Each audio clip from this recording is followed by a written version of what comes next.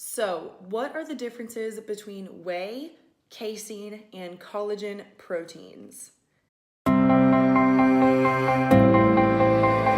This is a question that I get a lot, and I think a big part of it is everyone seems so worried about their protein intake, and trainers will constantly tell their clients that they should be taking more protein, but then they don't elaborate past that. So if you do a quick Google search of protein supplement, you're probably going to get whey as your very first one. So that's where I'm gonna start. This is just an example. People are visual. This is actually a whey collagen blend. I couldn't find one of my wheys that's just whey, so sorry. This is the whey collagen blend from Natural Stacks, just as our little visual representation of whey. And whey protein is probably the one that comes up the most just because it's been around the longest as a supplement. Whey is a byproduct of the creation of cheese, so that means whey comes from cow's milk, and it is a protein found in dairy, but particularly cow whey is what we use in the supplement because we have a huge dairy industry. That's how it first started. When athletes started supplementing back in the day, when athletics started, people were like, hey, maybe we should give them more protein because they need to build their muscles better. Who'd have thought? Athletes need their muscles. That's where whey started, and since it was the first one to be used as a powdered supplement, it's the one that's got the most research behind it. A few quick things to note about whey specifically. Whey protein, again, it's from dairy, so if you have a dairy intolerance, and that's different than a lactose intolerance, right? So lactose is a sugar found in milk, and it's found in higher concentrations in cow's milk versus goat milk and things like that, which is why some people can drink goat milk and be just fine. If you're only lactose intolerant, whey might not bother you. If you think, in theory, then yeah, it shouldn't bother you. Lactose is a sugar. The reason you're intolerant is because your body can't break that one down. The protein in milk should not be a problem if you just have a problem with the sugar. But a lot of people also have issues with whey, and the next protein that I'm going to talk about in a second.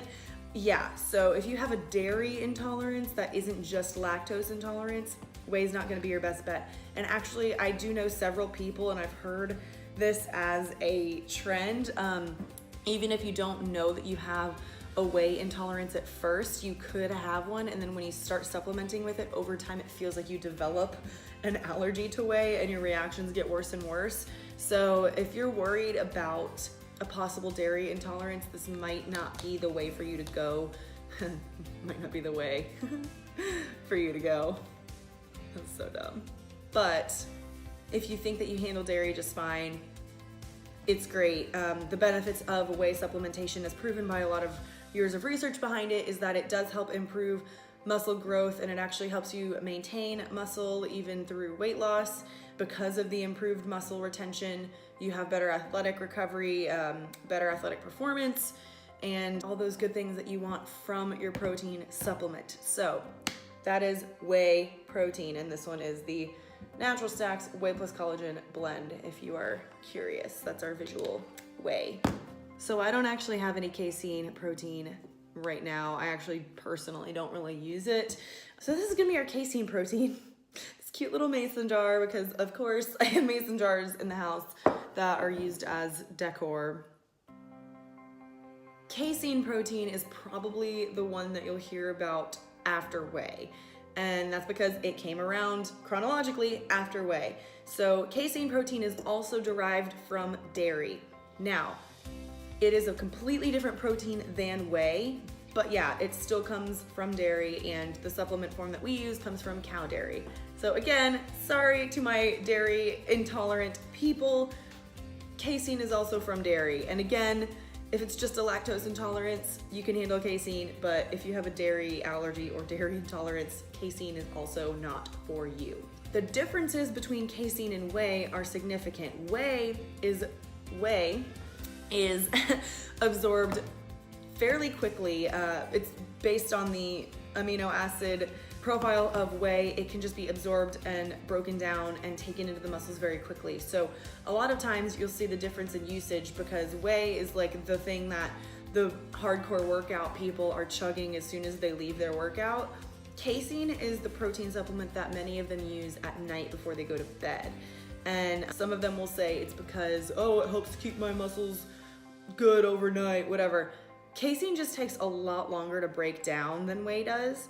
And so casein actually is the protein that when you're trying to lose weight, it helps you stay fuller a lot better than just whey. The reason a lot of bodybuilders take it at night is because it keeps them from being hungry during the night, especially when they are trying to cut fat. For a competition, it gets really lean towards the end as they themselves lean out. They have very limited calories, so they'll take casein a lot at night just because their bodies are constantly breaking down and burning fat while also trying to maintain as much muscle as possible. So curbing that hunger as best you can is always something that you want to do. So casein protein takes a lot longer to break down, therefore it keeps you fuller longer. It helps you repair muscles longer term. So whey is like the thing that just goes right in the muscles. Casein takes like 8 to 10 hours or something. So it's the thing that you take to stave off hunger and reap the benefits of slower breakdown and muscle fueling. Last but definitely not least, we have Vital Proteins, collagen peptides. It is unflavored, and this is the only supplement I've ever tried that is unflavored, that is actually unflavored. You can mix this in water and you're fine. So, collagen protein is the new kid on the block, and I call it that because we're in 2019. People were not talking about collagen in 2014. Vital Proteins as a company is entering its 6th year, so it's very new. And when they first started, no one understood why these people were trying to sell collagen protein as a supplement. So the good news for my dairy intolerant folks is that this does not come from dairy. Yes, there is a cow on the front, but collagen protein doesn't come from the milk. It comes from the joints and the bones and the hide of animals. And actually it is the most abundant protein in our bodies as well. It maintains our hair, it does our nails, our skin, our gut lining, as well as our own joints and bones and skin. I said skin already, but it's worth saying again. So if you are very intolerant to dairy, this is your new best friend. It does not break down as quickly as whey. And the thing with collagen is that because it does help rebuild so many other things, you might not get the muscle shuffling effect as quickly as with whey, just because not only is this going to help repair muscles, it could also be going to help heal your gut or grow your hair longer or fix your skin. There's a lot of different uses for collagen protein, and I actually, in my article, list that as something that could be a detriment if you're taking it to make your knee feel better, but you end up with less acne instead. Yeah, you got something good out of it, but you don't have any control over where the collagen is necessarily going in your body. So there's that. Other than that, I would say a downfall of collagen protein is that there isn't a ton of research on it as a supplement yet because the industry is still so new. Vital Proteins pioneered a lot of it. There are a ton of other collagen supplement companies out now, but Vital Proteins is kind of the one that hit it big first and caused a lot of these other companies to start. Yeah, like I said, they're only entering their 6th year of business, so there's not a lot of research out. Research takes time, and while there are some benefits to bone broth consumption that have been proven for gut health and things like that, and it has been linked to the collagen in the bone broth, that's about what we have right now. There are still studies needing to be done on the actual powdered supplement of collagen. That being said, if the benefits are proven, then the benefits of collagen supplementation include all of the things I just said. Better hair, I would say for sure, like, because I do supplement with collagen, my hair didn't used to grow past here, and clearly that has changed. Stronger nails, so nails grow faster and they're stronger. Better skin elasticity, so helping with wrinkles and things like that. Hey, shout out to my camera for cutting off in the middle of what I was saying, so I'm sorry if the closeness just suddenly changed.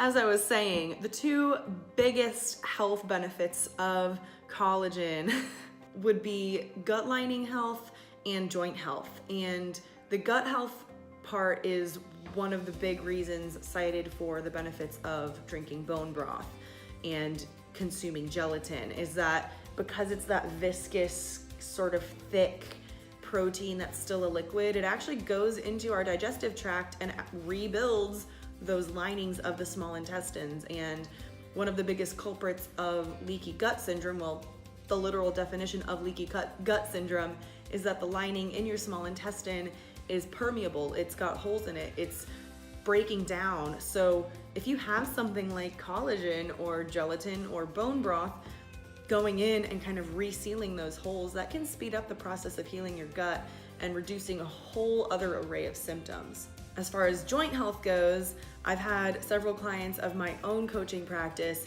take these specifically and say that their knee doesn't hurt as much when I do this, or I can feel my hips again without crying, you know, things like that, where clearly the protein is doing something to go to those areas of hurt and reseal things that are broken, or at least strengthen them again. A lot of times the reason why those joints are hurting is because they're just weak. They've got all the years of just bending back and forth that it wears them down. And one of the key cushions that we have when we're younger is an excess of collagen. So when it depletes over time, taking a supplement actually replenishes that. And that is one key thing I wanted to hit on, is our bodies make their own collagen, but our bodies make their own collagen at a rate slower than they use it per day. So if my body needs 20 grams of collagen per day, it might only create 10. So I end the day with negative 10 grams of collagen from where I started. So that's actually one of the key recommendations this company offers, is take 20 grams of collagen per day to replenish however much your body is burning, so that it doesn't just completely run out of its own collagen. You're giving it a buffer by supplementing with collagen. So there you have it. We have whey protein, casein protein, collagen protein. I do have this all written out in a blog post linked below. I will also link to my personal recommendations for the various types of supplements, and I do have a casein recommendation as well. I just, like I said, I don't personally take it, but if your body handles it just fine, that's great. I will say one thing that I didn't mention is the reason I don't take casein is because the molecule shape is very similar to gluten, which is very inflammatory, and some bodies can react to casein the same way they react to gluten, which is a lot of breakdown in the small intestine and things like that. So that's why I personally don't take casein. I don't eat gluten 99.9% of the time. If I'm traveling, sometimes I'll eat gluten, but I try to keep gluten out of my gut. I just feel better, so I cut casein as well. But like I said, if you're consuming a high quality casein and it doesn't seem to be bothering your health, it does have its own benefits of slower breakdown and helping you stay full when you're in a calorie deficit. So I do have a casein recommendation as well. Look for the links below for recommendations on whey, casein, and collagen, as well as a written out version of this with some more of the sciencey things that go along with it. I hope you guys enjoyed this resource. I hope it helped. Let me know in the comments what questions you still might have, and thanks for watching.